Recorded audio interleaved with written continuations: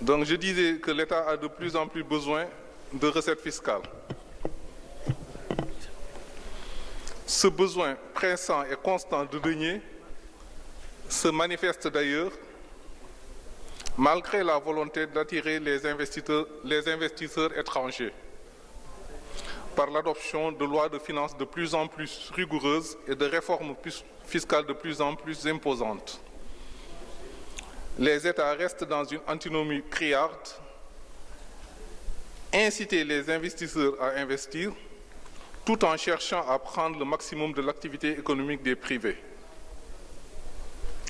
Afin de s'assurer au moins que ce qui est dû et su est effectivement perçu, l'État a besoin d'acteurs acquis à sa cause pour la défense de ses intérêts. Vous percevez aisément que je veux parler des notaires. Mon propos sera articulé autour de deux axes. Le premier tournera autour du rôle du notaire comme contrôleur du respect de l'ordre public économique. Et le second, sur sa fonction de garant de la perception de recettes publiques. L'ordre public économique est un outil de direction et de régulation posant un certain nombre de principes obligatoires permettant de cribler les opérations économiques et ce, en ne tolérant que ce qui est dans l'intérêt général. Il est supérieur à l'ordre public privé. Pour le faire respecter, l'administration peut utiliser des moyens autoritaires, savoir recourir à des autorisations préalables, procéder à des contrôles ou des sanctions. Et le notaire s'insère dans le système de contrôle. En effet, qu'il soit saisi obligatoirement ou volontairement, le notaire doit agir dans l'intérêt général conformément à l'ordre public économique. Son intervention est non seulement fondée sur la garantie de la sécurité contractuelle, mais également sur la préservation de l'intérêt général et du bien commun. Le notaire est donc un contrôleur du respect de l'ordre public économique légalement investi. Il est investi de ce pouvoir de contrôle qu'il exerce dans des secteurs bien déterminés. Le notaire est tenu d'intervenir dans le processus de développement du secteur public en qualité de contrôleur du respect de l'ordre public économique. Cette exigence légale résulte de sa qualité d'officier public chargé d'une mission de service public. Le notaire est nommé dans un office non pas dans son intérêt, mais plutôt dans l'intérêt du public. Il est investi d'une parcelle de l'autorité de l'État, en ce sens qu'il est délégataire du sceau de l'État. Cette qualité se manifeste à travers la mission de service public qui lui est confiée.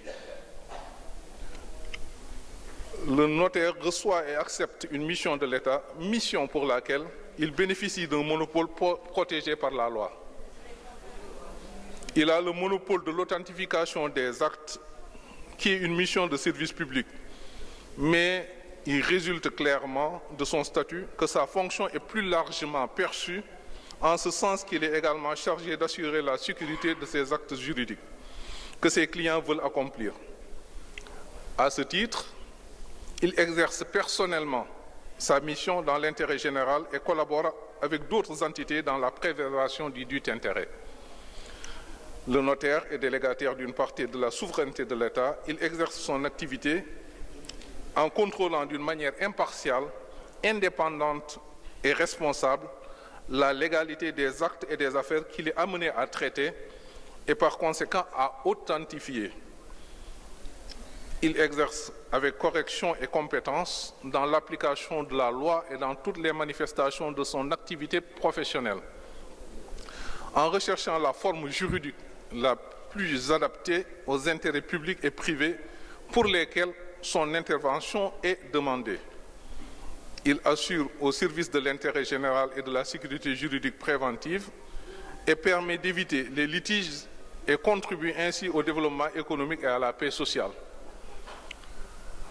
L'organisation de la fonction de notaire porte les marques du contrôle de légalité a priori En effet, son intervention doit toujours être conforme à la légalité et éviter la fraude à la loi et le préjudice aux personnes.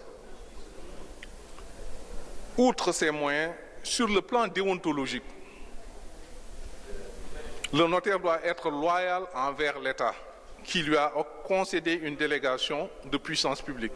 Il doit donc, dans l'exercice de sa fonction, privilégier l'intérêt général au détriment des intérêts particuliers.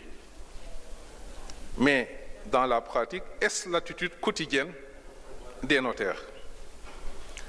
Des notaires n'ont-ils pas engagé leurs responsabilités pour des agissements contraires aux attentes des pouvoirs publics?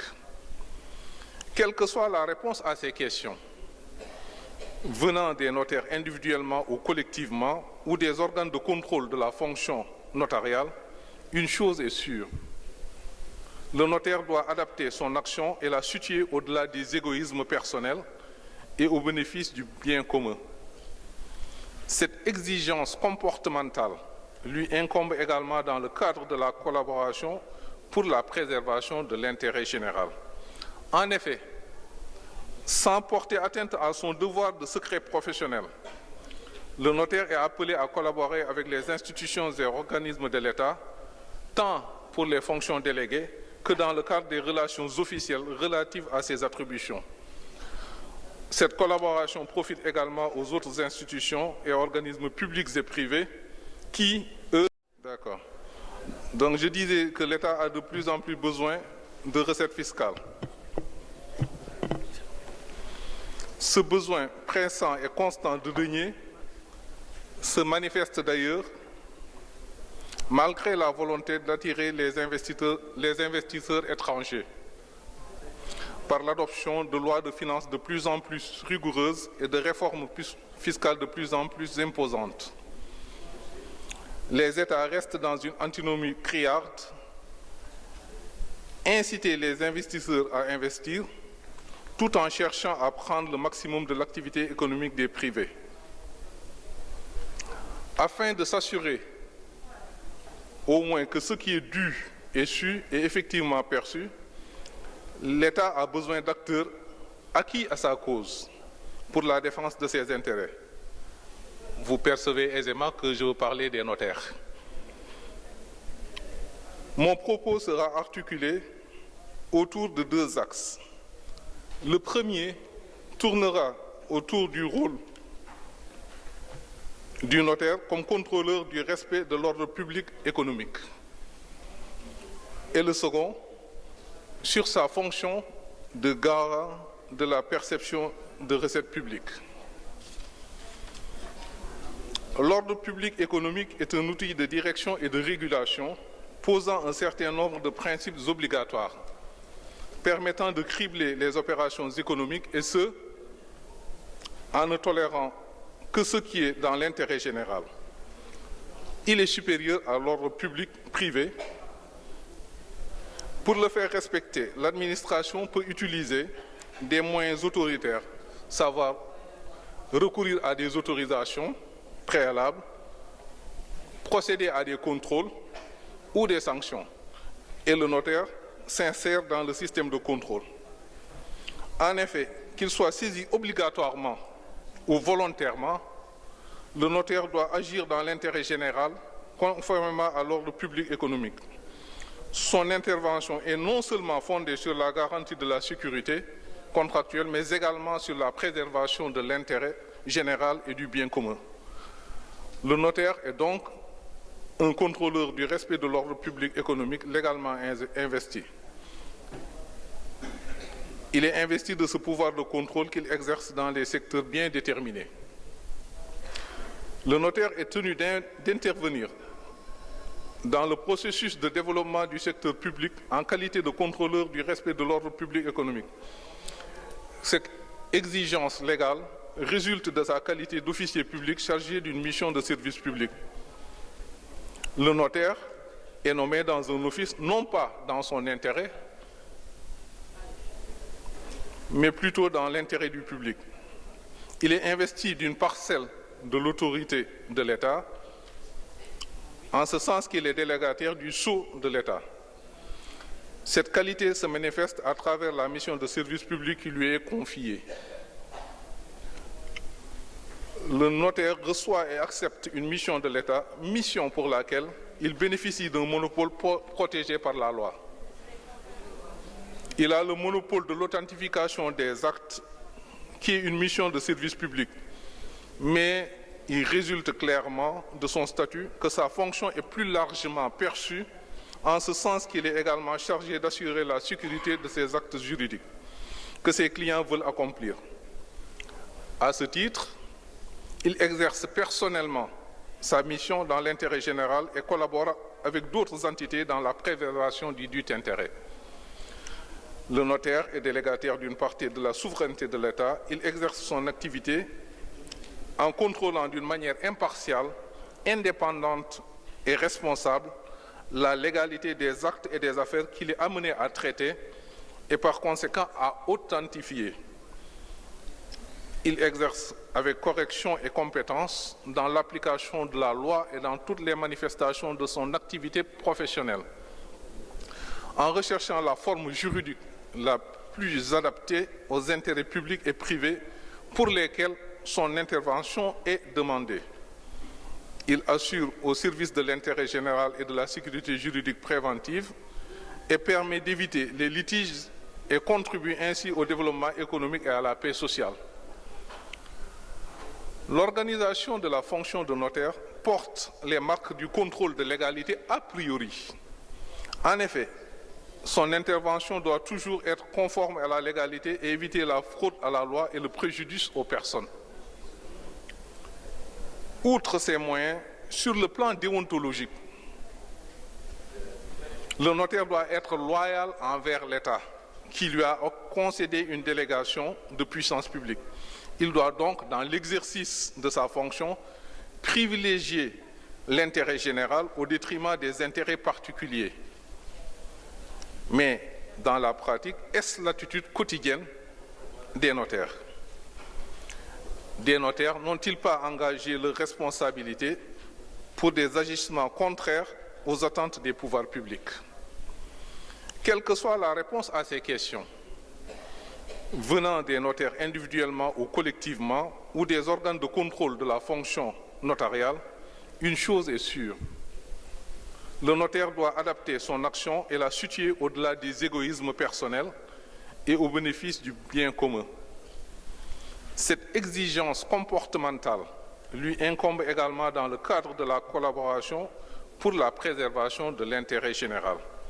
En effet, sans porter atteinte à son devoir de secret professionnel, le notaire est appelé à collaborer avec les institutions et organismes de l'État, tant pour les fonctions déléguées que dans le cadre des relations officielles relatives à ses attributions.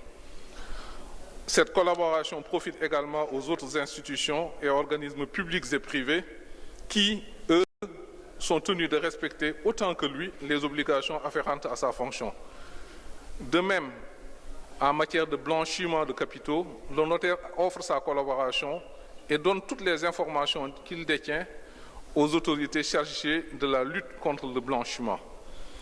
À l'égard des juridictions, le notaire assure une collaboration sans faille en cas de contentieux en vue d'améliorer le développement et l'application de la justice et de la paix sociale.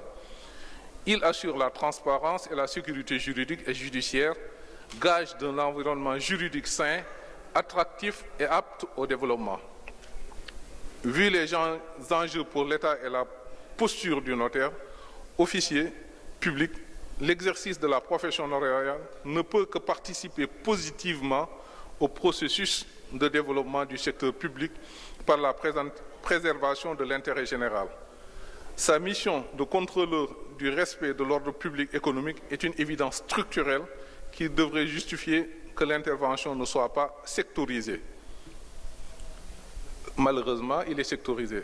Elle est sectorisée plutôt, cette intervention, parce qu'il ne fait aucun doute que le notaire intervient dans le contrôle du respect de l'ordre public économique, mais même si son intervention s'avère très efficace dans ce contrôle, elle n'est obligatoire que pour les actes et conventions entrant dans le monopole. Ce cantonnement de l'intervention obligatoire du notaire a pour corollaire l'incomplétude du contrôle du respect de l'ordre public économique. En effet, le monopole notarial est restreint. Son intervention ne s'impose aux parties que dans le cadre de ce monopole.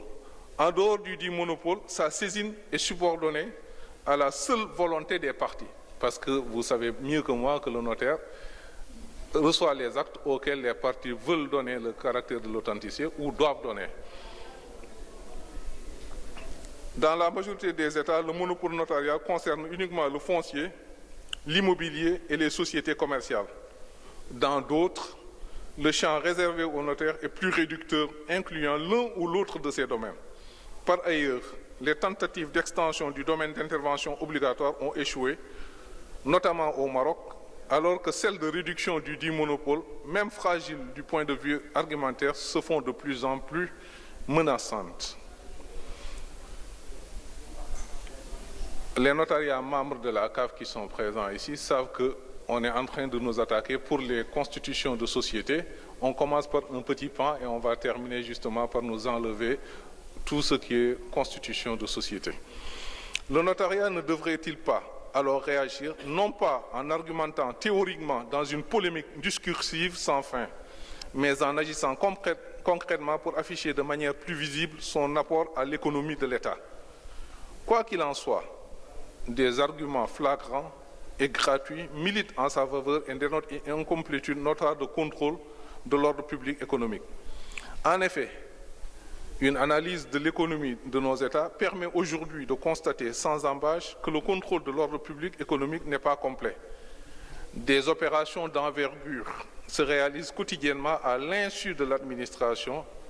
Des sociétés sont constituées clandestinement sans forme sociale connue de notre droit.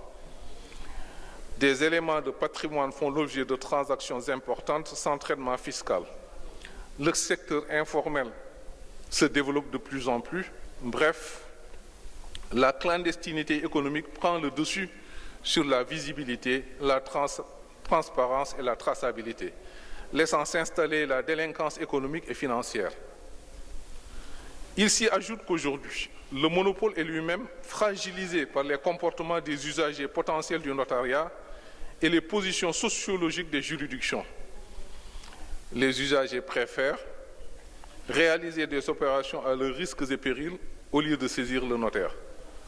Nombreux sont les contentieux judiciaires sans fin portant sur des actes ou conventions qui auraient dû être passés par devant notaire.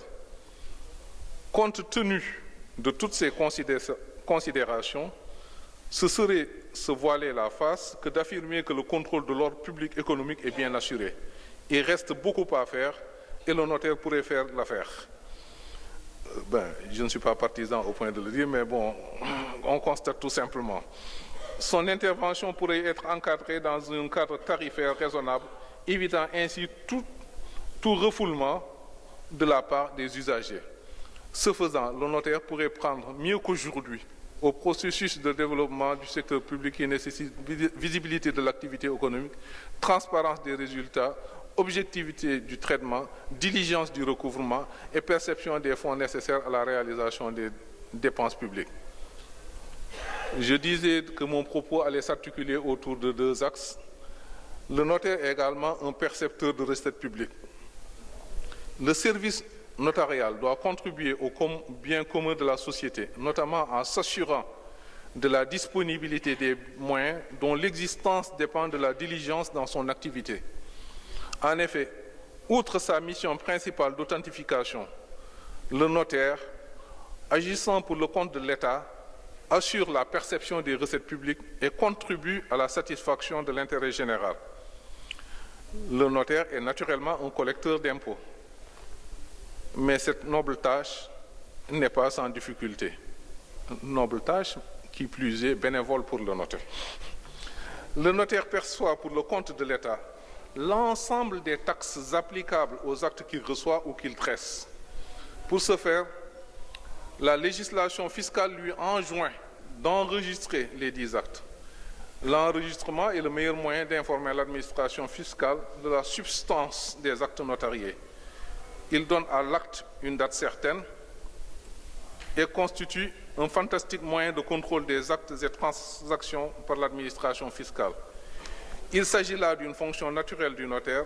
En effet, le notaire assure une visibilité de l'activité économique. Les acteurs sont connus, les opérations identifiées et les revenus et actes plus facilement imposables et imposés. Par l'exercice de cette fonction se trouve résolu un problème récurrent des collectivités publiques, celui donc du recouvrement. Or, avec l'intervention du notaire, les taxes applicables aux actes qu'il reçoit ou qu'il dresse sont perçues directement à sa comptabilité. Cette pratique permet d'assurer une plus grande efficacité plutôt du processus de recouvrement des taxes en question et d'éviter les risques de fraude. L'intervention du notaire dans les actes permet donc aux collectivités publiques de recouvrer les impôts dus sans bourse déliée, pour le cas échéant faire face aux dépenses publiques. Au Maroc, cette qualité vient d'être renforcée par la signature le mardi 13 octobre 2015. Je devrais dire au Maroc, mon pays. Cette qualité vient d'être renforcée par la signature le mardi d'un protocole d'accord pour l'échange des données informatisées entre la Direction générale des impôts et le Conseil national de l'Ordre national des notaires du Maroc. Ceci témoigne de la conception qu'a le service public du notaire en tant que partenaire incontournable dans le processus de développement. Dans le même ordre d'idées, la Direction générale des impôts a récemment publié les référentiels des prix des transactions immobilières de la région de Rabat. Un référentiel que les notaires sont appelés à observer pour conseiller les parties, ce qui favorisera à coup sûr la transparence et mettra fin aux incidents constatés en défaveur du notariat. Le fisc tue-t-il le notariat ou assiste-t-on à une situation inverse? Cette question peut paraître surprenante de prime abord, mais au vu de la pratique, elle mérite d'être posée. En effet, le notaire souffre du caractère hybride de sa fonction. Sa mission de collecteur d'impôts est enfouie dans celle d'officier public, agissant en son nom et pour son compte, de telle sorte qu'elle s'apparente à une véritable mission secrète. Concomitamment aux sommes perçues couvrant la prestation offerte, ce que nous appellerions dans notre jargon nos émoluments ou honoraires, le notaire reçoit les sommes dues aux collectivités publiques à titre d'impôts ou taxes. Les sommes payées en intégralité auprès du notaire font l'objet d'une répartition en principe précise et transparente. Dès lors, l'usager peut toujours faire la distinction entre les sommes perçues par le notaire pour le service rendu, c'est-à-dire émoluments ou honoraires, et celles perçues au profit des collectivités publiques qu'on pourrait appeler aisément les débours. Mais la qualité de collecteur d'impôts du notaire est mal perçue par le citoyen lambda. Elle est mal interprétée par les usagers qui confondent souvent les sommes perçues par le notaire et le montant de la prestation. C'est ce défaut de compréhension de la clé de répartition, si vous me permettez l'expression, des sommes reçues par le notaire qui justifie notamment les critiques sur les coûts des prestations notariales. Ce qui repose le débat sur la cherté des services du notaire qui, dans certains cas, demeure incontournable. Il faut toutefois admettre que l'information sur cette clé de répartition des sommes reçues par le notaire est fournie de manière obligatoire. Toutefois, elle est incomprise et difficilement admise. Le secret de fait qui résulte de l'incompréhension de l'information reçue mérite d'être levé. Une véritable politique de sensibilisation et d'information sur ce point doit être mise en œuvre pour mieux s'assurer de l'acceptation plutôt du notaire et de l'utilité de ses services par les usagers. Ce renforcement de l'information et de ses modalités de diffusion pourrait d'ailleurs permettre au notaire, entre autres, de marquer son rôle de garant des intérêts des collectivités publiques.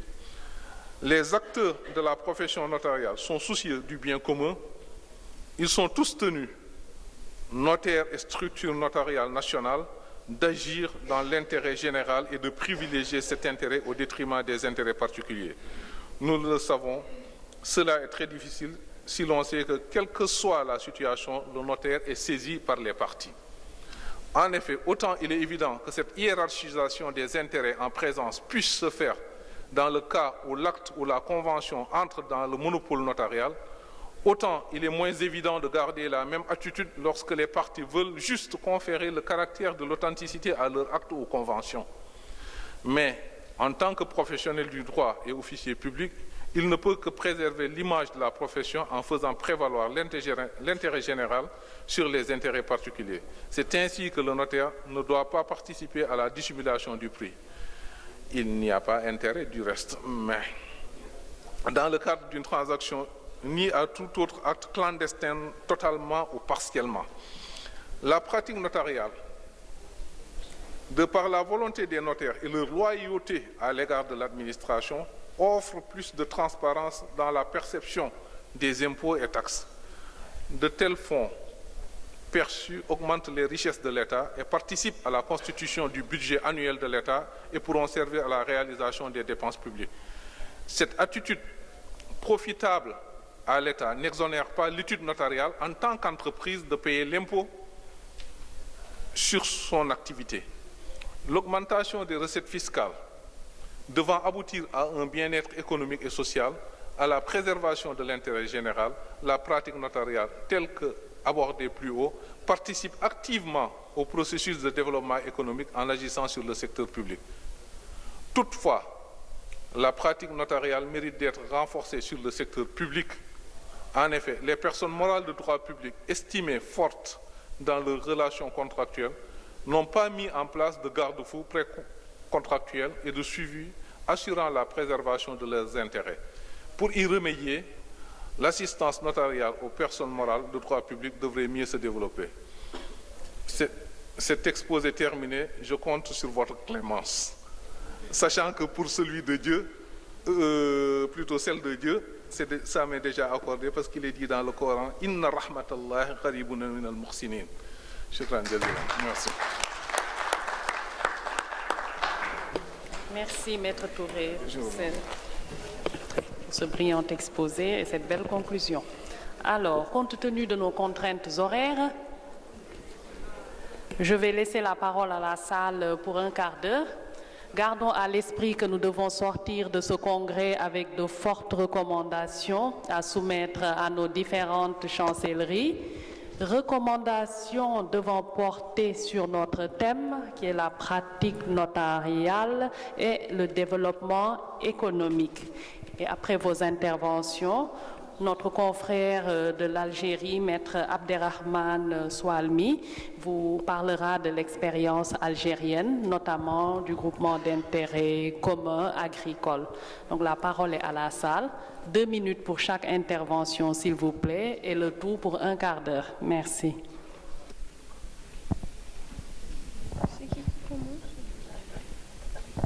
Maître Bongoro.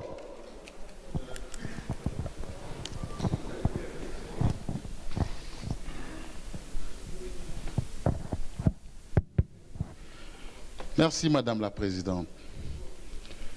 Merci l'orateur de tout à l'heure pour le travail fouillé qu'il a eu à présenter. Bien qu'il ait demandé l'indulgence de la salle, on ne va pas lui dérouler ce tapis rouge. On va commencer par d'abord trouver inadéquat l'intitulé de son thème avec le contenu. Moi, c'est mon avis. Parce que quand je vois pratique notariale, développement du secteur public, je pensais que l'État devait être ici sujet de droit. Alors que il a été tout le long de son exposé fait état de la contribution de notaires sous multiforme à alimenter les caisses publiques. Alors, la critique, elle est libre. Il est vrai, c'était très facile de critiquer. On aurait pu intituler ça aussi pratique notariale et contribution du notaire aux ressources financières publiques. Bien qu'il ait renvoyé pour demain le complément à son exposé, on lui accordera peut-être les circonstances atténuantes. Je suis par contre d'accord avec lui quand il a exposé que le notaire a été investi par l'État à l'effet d'être gardien de certaines choses auxquelles cet État tient, notamment le recours à l'usage de l'argent du crime. C'est connu dans nos textes, dans les textes régissant nos ensembles sous-régionaux, que le notaire parfois est investi, en ce qui concerne l'Afrique centrale, c'est la CEMAC, il lui est fait une place, une obligation de faire une déclaration de soupçon sur l'argent du crime. Et je suis sûr qu'à lui et moi, il y a une directive dans ce sens aussi. Mais c'est même État qui place le notaire, qui fait de lui un partenaire, tire l'échelle sur laquelle il est en train de monter le mur. Naturellement, vous avez, comme vous l'avez si bien dit, de manière liminaire ou de manière furtive, qu'il est décidé un peu des réformes tous azimuts dans nos États, tendant à lever les États de l'acte uniforme de la loi, autant pour moi, tendant à lever le monopole du notaire dans la connaissance des dossiers de société. Mais or, à l'occasion de la réception de ces dossiers, nous le relevons pour le déplorer, il est souvent fait apport de l'argent dont l'origine n'est pas démontrée. Et c'est le notaire qui va chercher peut-être ou qui construit la barrière, et comme il a été dit dans nos textes sous-régionaux. Et ces mêmes États, ça fait un imbroglio, c'est pourquoi je le relève, et ça peut faire peut-être l'objet d'une recommandation, pour dire que vous ne pouvez pas demander quelque chose, un service à quelqu'un, et en même temps à minimiser les prérogatives que vous lui accordez. Ça fait un contraste. Vous lui dites, vous l'obligez à faire une déclaration de soupçon. S'il se rend compte que l'argent qui est en train d'être utilisé n'est pas d'origine claire. En même temps, vous lui dites non, maintenant, on lève le monopole, les autres viendront en concurrence avec toi. Alors, il se pose ici une question de responsabilité que le professeur avait la responsabilité du notaire, mais dans les pays OHADA, cela va être maintenant réparti sur d'autres acteurs, parce que certains États qui ont voulu lever le monopole de la connaissance de dossiers de société l'ont ouvert à d'autres acteurs qui ne sont même pas nommés. C'est le conseil fiscal qui est à côté, c'est peut-être l'avocat, c'est un monsieur qui reste dans la rue avec sa machine qui va taper les statuts de société. Maître Bongoro, si vous pouvez accélérer. Oui, je vais finir, j'arrive déjà. J'ai dit donc que ça fasse l'objet soit d'une recommandation, soit d'une résolution à l'endroit de nos États qui, en même temps, nous investissent d'une mission et nous fragilisent. Je crois que pour l'intitulé du thème, c'est à moi de répondre rapidement là-dessus. Il est vrai que ce qui est marqué au niveau du programme, c'est pratique notariale et développement du secteur public. Mais ça, c'est normalement l'intitulé d'une partie qui comporte 2 sous-commissions. Et donc, la première sous-commission de cette deuxième partie, donc c'est la sous-commission de maître, s'intéresser à l'intervention obligatoire du notaire dans le développement du secteur public.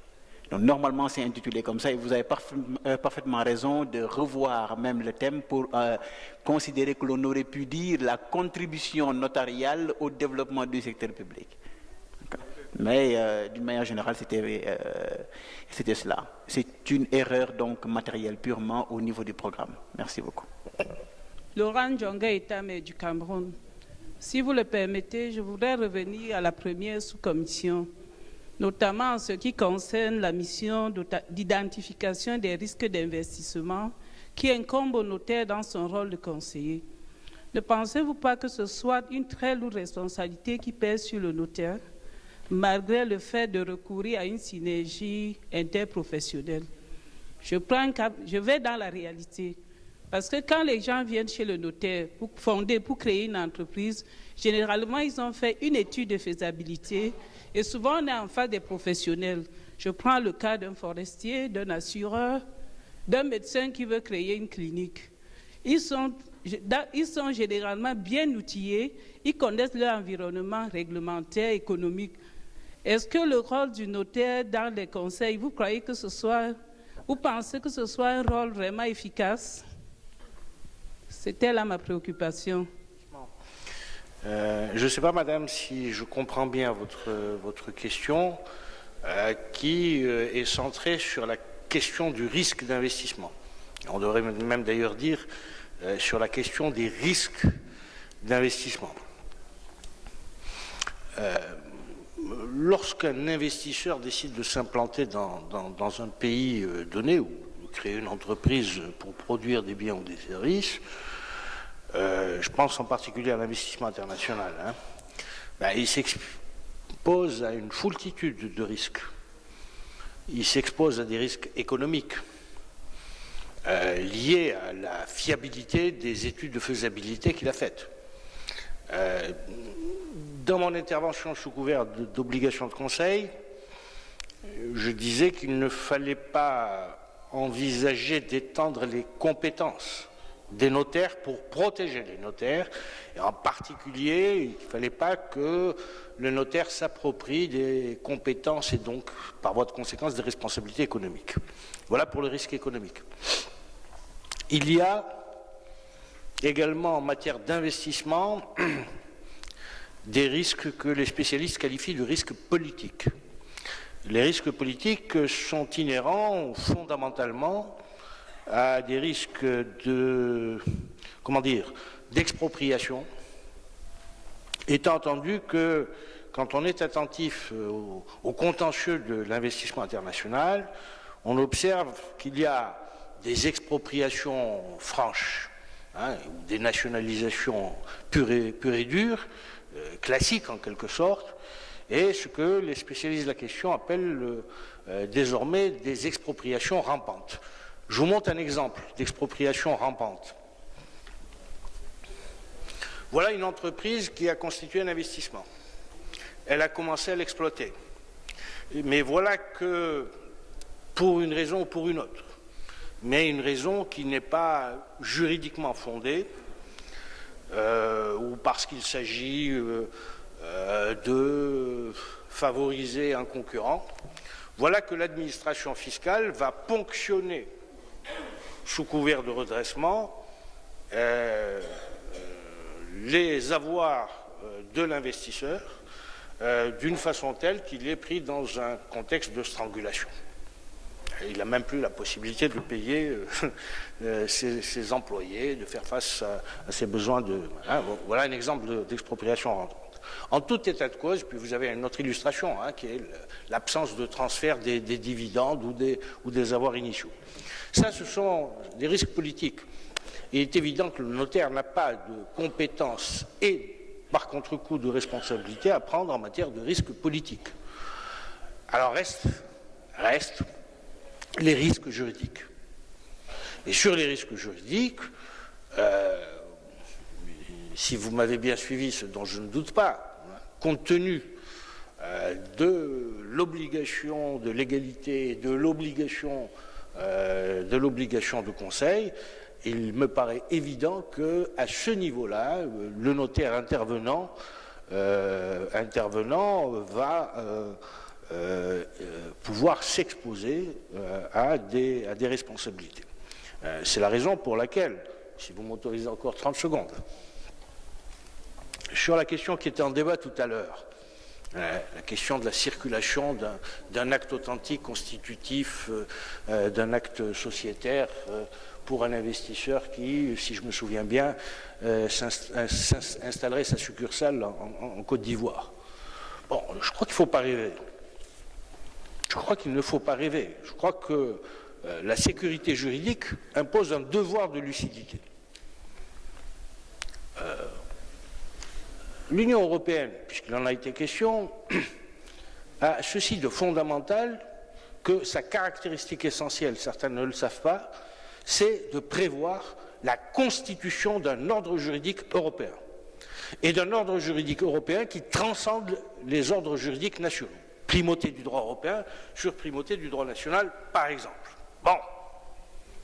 Quand on voit que la constitution de l'Union européenne, sous ses différentes appellations, remonte à 1957, et que ce n'est que depuis 2 ou 3 ans que se pose la question de la circulation internationale des actes authentiques, encore, si les informations sont bonnes, beaucoup plus les dispositions à caractère testamentaire et les dispositions qui touchent aux régimes matrimoniaux, et quand on voit, par contre-coup, que l'Union africaine, 1963, pardon madame,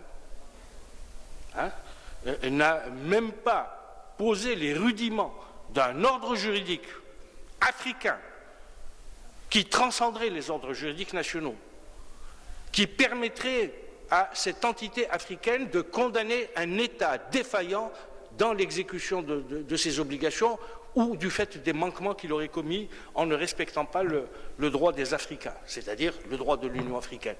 Alors, à partir de ce moment-là, ça me paraît un peu prématuré de penser à la constitution de cette société, étant entendu que même s'il y avait circulation internationale de l'acte juridique marocain en Côte d'Ivoire, pour rester sur l'exemple de tout à l'heure, il faudrait, indépendamment de ce qui a été dit, c'est-à-dire la constitution de conventions tendant à éviter la double imposition, il faudrait donner des garanties aux investisseurs pour que l'investisseur, par exemple marocain, puisse envisager d'installer une succursale en Côte d'Ivoire.